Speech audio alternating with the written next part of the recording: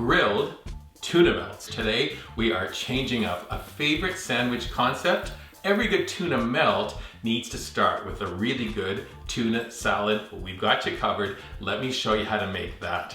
We're taking a food processor to start, into which I'm adding 1 rib of celery, 1/4 of a red pepper, nice color combination, 1/4 of a red onion.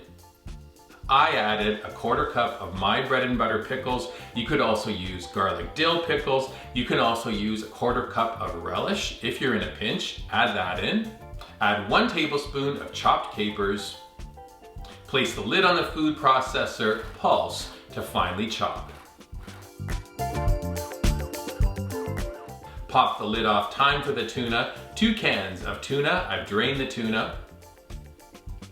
1/2 cup of your favorite mayonnaise, 1 tablespoon parsley, 1 teaspoon of lemon juice. You can season with a little bit of salt and pepper. Lid goes back on, run your food processor on low until the tuna salad comes together.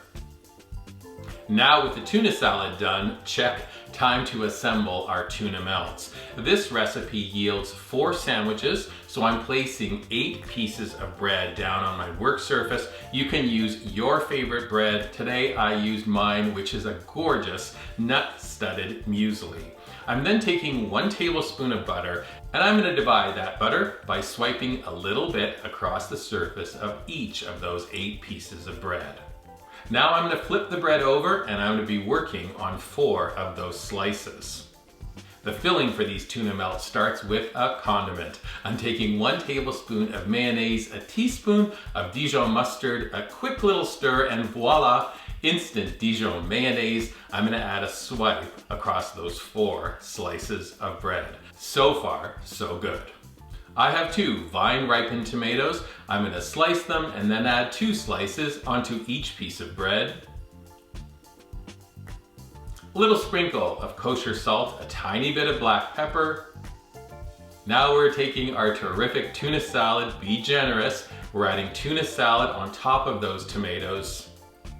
Our next ingredient is unexpected, but boy, is it ever delicious. We cooked off some crispy bacon, 4 rashers. So we're gonna put a rasher of bacon onto each sandwich. Last ingredient is cheese, and we're adding slices of Swiss cheese on top. Yes, you could use a cheddar if you'd like, but we think Swiss is the right flavor profile for this sandwich. We're gonna flip the top piece of bread onto each of these, and now you have options on how you want to grill your grilled tuna melts. You can do it on stovetop in a large skillet set to medium high. I like to use a sandwich maker with that kind of griddle attachment in place. Bring it to temperature, again, medium high, and then carefully place your sandwiches down. I grill off 2 at a time. You can kind of lift them to see when they're nice and brown before you carefully, a little messy, so be careful, just flip them over and then grill the other side. Before you know it, these grilled tuna melts are done.